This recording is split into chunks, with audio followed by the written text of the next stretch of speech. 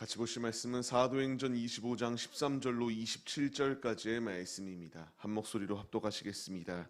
수일 후에 아그리빠 왕과 버니게가 베스도에게 문안하러 가이사랴에 와서 여러 날을 있더니 베스도가 바울의 일로 왕에게 고하여 이르되 벨릭스가 한 사람을 구류하여 두었는데 내가 예루살렘에 있을 때에 유대인의 대제사장들과 장로들이 그를 고소하여 정죄하기를 청하기에 내가 대답하되 무릇 피고가 원고들 앞에서 고소 사건에 대하여 변명할 기회가 있기 전에 내주는 것은 로마 사람의 법이 아니라 하였노라.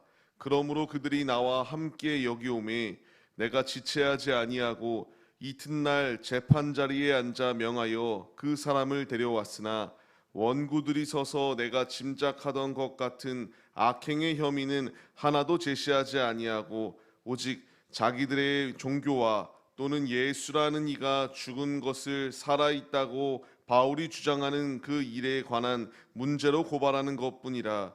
내가 이 일에 대하여 어떻게 심리할지는 몰라서 바울에게 묻되 예루살렘에 올라가서 이 일의 신문을 받으려 하느냐 한즉 바울은 황제의 판결을 받도록 자기를 지켜주기를 호소하므로 내가 그를 가이사에게 보내기까지 지켜두라 명하였노라 하니 아그리빠가 베스도에게 이르되 나도 이 사람의 말을 듣고자 하노라. 베스도가 이르되 내일 들으시리이다 하더라.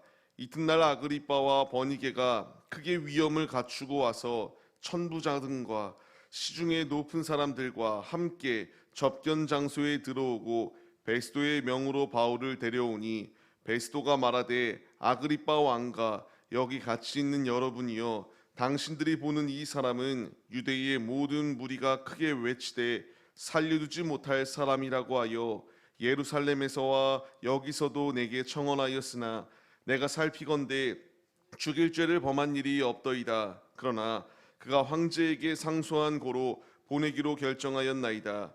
그에 대하여 황제께 확실한 사실을 아뢰을 것이 없으므로 신문한 후 상소할 자료가 있을까 하여 당신들 앞 특히 아그리빠 왕 당신 앞에 그를 내세웠나이다. 그 죄목도 밝히지 아니하고 죄수를 보내는 것이 무리한 일인 줄 아나이다 하였더라. 아멘.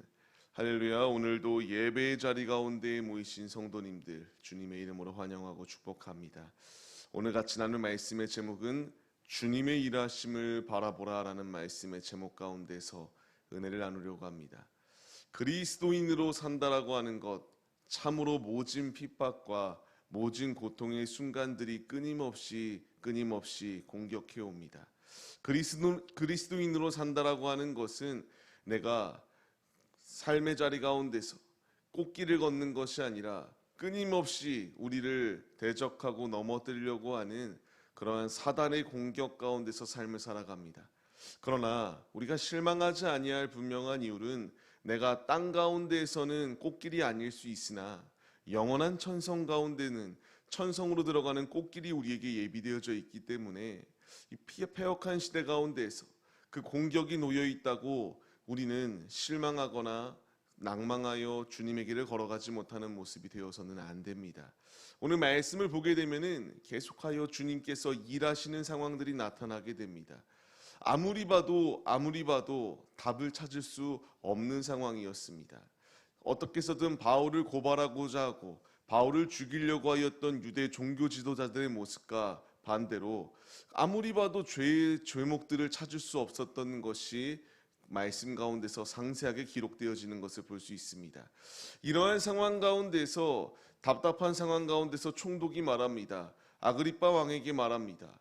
이 악행의 혐의는 하나도 제시하지 아니한다. 근데 자꾸만 죽여달라, 재판해달라, 자신들의 법대로 행동하게 해달라 끊임없이 이야기한다.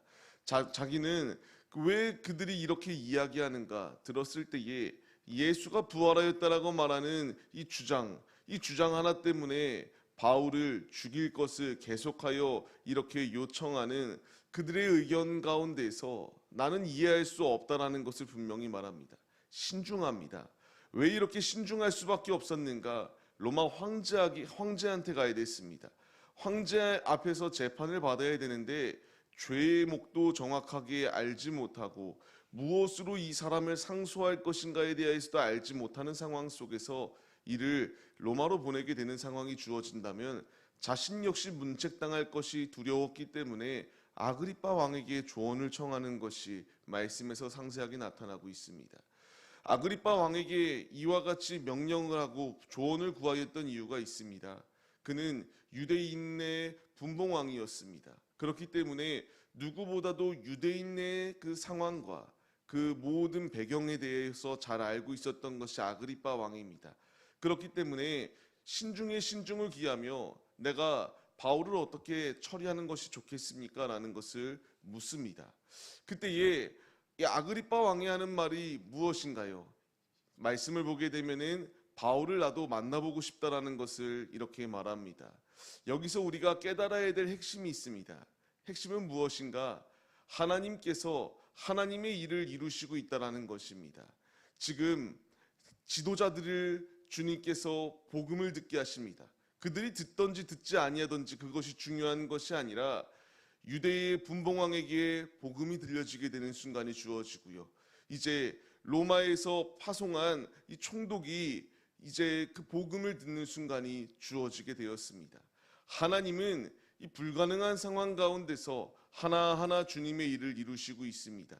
그들 가운데 복음이 들어가게 하시고 그들의 열매를 맺던 맺지 않던 그것이 중요한 것이 아니라 주님께서 우리에게 듣든지 듣지 아니하든지 주의 말씀을 전하라고 명령하시는 것처럼 이제 바울에게 주의 복음을 전할 수 있는 기회가 주어지게 됩니다. 다음 시간에 말씀을 나누겠지만 이 주어진 상황 가운데서 바울은 자신을 변론하였던 것이 아니라 예수 그리스도의 복음을 전할 수 있는 최고의 기회로 여기고 주의 복음을 전하였던 것이 바울의 모습입니다. 이제 이들은 이 엄중한 상황을 놓고 논의하기 시작합니다. 이제 크게 위험을 갖추고 격식을 차린 상황 가운데서 천부장들과 이제 높은 고위 관직들을 모아놓고 바울을 어떻게 처리할 건지에 대하여 묻습니다. 이 묻는 상황 가운데서 이제 그 가운데서 어떻게 할지 방법이 보이지 않아요. 지금 이 총독 자체가 이렇게 보면은 합리적인 선택을 하기 위한 것이다라고 보일 수 있습니다. 그러나 그가 이런 선택을 하였던 것은 유대인들의 인정을 받고 싶었던 모습이 그의 모습 가운데 있었고 자신이 총독으로 있기 때문에 그 자리 가운데서 자신이 인기를 얻고 싶었던 모습이 있었기 때문에 아그리빠 왕에게까지 그리고 주변에 있는 그 고위 관직들에게 어떻게 처리해야 될지에 대하여 묻는 상황입니다. 그 가운데서 이제 이렇게 묻고 죄목이 없는데 어떻게 해결하는 것이 좋겠는가? 답은 보이지 않습니다. 그러나 그는 결국 로마로 갈 수밖에 없었다. 하나님께서 그 상황을 사용하셔서 그를 로마에 보내셨다라는 것이 말씀의 핵심입니다. 우리에게 필요한 것은 우리의 인생길 가운데서 내가 만나는 이들 가운데서 분명히 어려운 순간들이 있습니다. 지금 사도행전의 말씀들을 계속하여 볼 때에 어떻게 해서든 사탄이 하나님의 사람을 죽이려고 달려드는 것을 볼 수 있습니다. 그러나 아무리 달려든다고 할지라도 하나님의 사람은 하나님이 붙드시고 있는 자는 실패하지 아니한다라는 것을 분명히 우리에게 보여주십니다. 엘리야가 400명의 바알 선지자들과 싸움을 합니다. 이 제단 가운데 불을 내리는 자가 참신이시다라는 것을 가지고 싸움을 시작합니다. 이 싸움 가운데서 그들이 자신의 몸을 아무리 상하게 하고 음행을 펼치며 불을 내려달라고 바알 선지자들이 바알에게 구하지만 승리하였던 것은 바알 선지자들이 아니라 하나님의 사람 엘리야의 승리였습니다. 우리에게 필요한 것은 주님을 의지하며 주님의 길을 걸어갈 것을 명령하십니다. 바울 우리의 모습으로 생각하기에는 인간적으로는 참으로 딱합니다. 자신이 죄를 지은 것이 없음에도 불구하고 유대의 법도 어기지 아니하였고 로마의 법조차도 어기지 않았던 것이 바울의 모습입니다.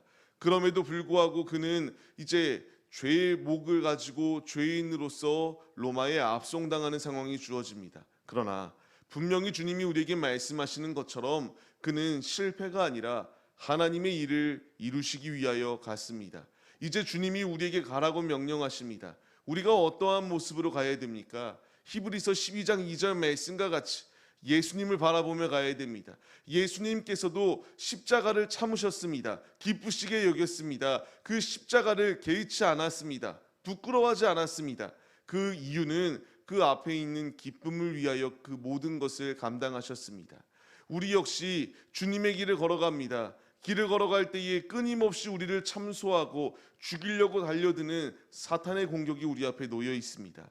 그럼에도 불구하고 내가 주님의 길을 걸어갈 수 있는 이유는 내가 그것을 부끄러워하지 아니하고 예수를 바라보며 예수 그리스도의 십자가를 짊어지고 나의 십자가를 짊어지고 주님의 길을 걸어갈 때에 주님께서 우리에게 참 기쁨을 주실 뿐만 아니라 내가 주님의 영광을 위하여 살겠습니다. 주님의 기쁨이 되겠습니다. 결단하며 주님의 길을 걸어갈 때에 승리할 수 있도록 주님이 길을 열어주시기 때문입니다.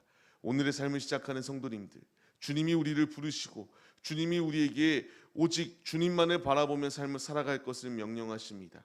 바울이 그 길을 걸어갈 때에 지도자들조차도 이렇게 말씀을 듣게 되는 상황이 주어지게 되고 그들 가운데에 복음이 들어갈 수 있는 기회가 열려지었던 것처럼 내가 말씀으로 바로 살고 예수 그리스도로 온전히 의지하며 삶을 살아갈 때에 나의 가족들, 나의 친척들, 나의 주변에 있는 이웃들이 예수 그리스도의 복음을 들을 수 있는 기회가 열린다는 사실을 잊지 마시고 오직 믿음의 주여 우리를 온전케 하실 예수 그리스도를 바라보며 힘차게 오늘도 복음으로 살고 복음으로 죽고 하나님의 미랄이 되어 주님의 복음의 열매를 귀히 나타내는 사명자들의 모습이 우리 모두의 모습이 되시기를 주님의 이름으로 간절히 축원합니다.